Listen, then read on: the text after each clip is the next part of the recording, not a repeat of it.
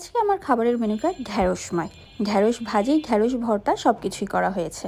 আমি যদি কম্পারিজন করি ঢ্যাঁড়স ভাজি আর ঢ্যাঁড়স ভর্তার ভিতরে, তাহলে আমার কিন্তু ঢ্যাঁড়স ভর্তা অনেক বেশি পছন্দের। ঢ্যাঁড়স ভাজি খুব একটা পছন্দের না, কিন্তু একদম যে অপছন্দের ঠিক তাও না। যেমন ঢ্যাঁড়স ভাজিটা রুটি দিয়ে পরোটা দিয়ে খেতে মোটামুটি ভালোই লাগে, ভাত দিয়েও খুব একটা খারাপ লাগে না।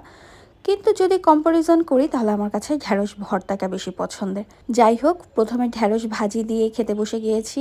ঢ্যাঁড়সের সাথে একটুখানি আলু দিয়েছিল, এবং ঢ্যাঁড়স ভাজির ভিতরে ঢ্যাঁড়স ভাজিটা যদি একটু এরকম কাঁচা কাঁচা করা হয় তাহলে খুবই মজা হয়। লেবুর রস দিয়ে খুবই মজা করে খেয়ে নিয়েছি, এবং এরপরে নিয়ে নিয়েছি হচ্ছে আমি আমার পছন্দের ঢ্যাঁড়স ভর্তা। এই ঢ্যাঁড়স ভর্তাটা আমার এত মজা লাগে, এবং ঢ্যাঁড়স সিদ্ধর ভিতরেই কাঁচা মরিচটা দিয়ে দেয়, মরিচটাও সিদ্ধ হয়, এভাবেই বেশি ভালো লাগে। মানে আলাদাভাবে কাঁচা মরিচ বা শুকনা মরিচ দিলে অতটা ভালো লাগে না। ঢ্যাঁড়স সিদ্ধর ভিতরেই যখন কাঁচা মরিচটা দেওয়া হয় খেতে খুবই মজা হয়। এর সাথে একটু লেবুর রস চিপে নিয়ে খেতে তো অসাধারণ, কি যে মজা লাগে। আমি ঢ্যাঁড়স ভর্তা দিয়ে কয়েক প্লেট ভাত খেয়ে ফেলতে পারবো।